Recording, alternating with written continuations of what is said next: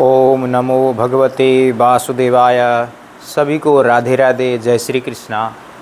तो देवशयनी एकादशी का महत्व क्या है बताने जा रहे। आप सभी भक्त ध्यान लगाकर मानसिक रूप से भगवान विष्णु का याद करके, स्मरण करके कथा का श्रवण करें। कथा का महत्व इस प्रकार है कि महाराज युधिष्ठिर के पूछने पर भगवान स्वयं श्री कृष्ण ने इस व्रत की कथा को कहा था। पौराणिक समय में एक बार सतयुग में राजा मांधाता बहुत ही बढ़िया राजा थे और वो राज्य करते थे।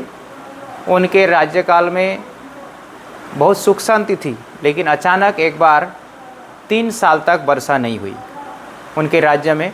तो अकाल पड़ गया, दुर्भिक्ष पड़ गया, चारों तरफ हाय हाय मच गया, खाने को लाले पड़ गए। तो राजा बहुत चिंतित हुए और प्रजा सभी दौड़ दौड़ कर राजा के पास गए। सभी ने अपनी शिकायत की कि महाराज हम भूखे मर रहे हैं, कुछ उपाय कीजिए। तो राजा मांधाता ने कुछ उपाय सुलझाने के लिए, कुछ उपाय खोजने के लिए अपने प्रजा को साथ में लेकर जंगल में विचरण कर रहे थे। तो उसी समय ब्रह्मा जी के मानस पुत्र अंगिरा ऋषि का दर्शन हुआ राजा मांधाता को।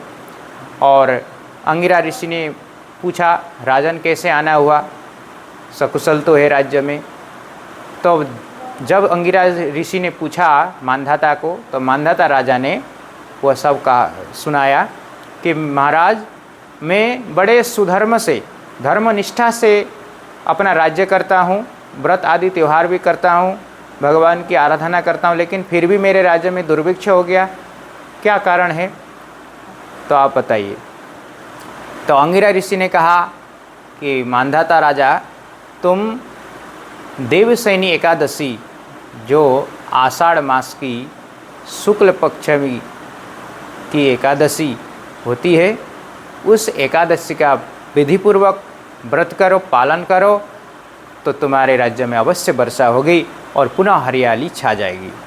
तो राजा ने चारों वर्ण सहित, ब्राह्मण, क्षत्रिय, वैश्य, शूद्र, इन चारों वर्णों सहित एकादशी व्रत का विधि विधान से पालन किया और उनके राज्य में वर्षा हो गई और पुनः उनके राज्य में खुशहाली छा गई और प्रजा सुखी हुए।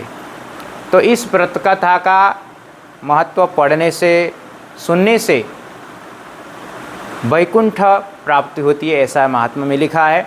और इस एकादशी में जरूर एकादशी महात्मा का कथा सुननी चाहिए और पढ़नी चाहिए। तो आप सभी भक्त अवश्य इस व्रत का पालन करेंगे, देवशयनी एकादशी का। और पारण का समय है अगले दिन, यानी 7 जुलाई को सुबह 5:30 से लेकर 8:30 बजे का समय है।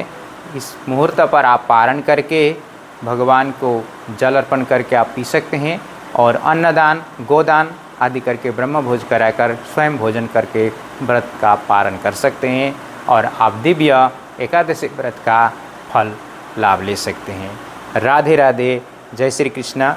वीडियो को आपको कैसा लगा कमेंट में ज़रूर बताएं और ऐसे वीडियो प्राप्त करने के लिए हमारे चैनल आचार्य नंदन जी को सब्सक्राइब करें और बेल आइकन दबाना ना भूलें, ताकि नोटिफिकेशन सबसे पहले आपको मिले। राधे राधे।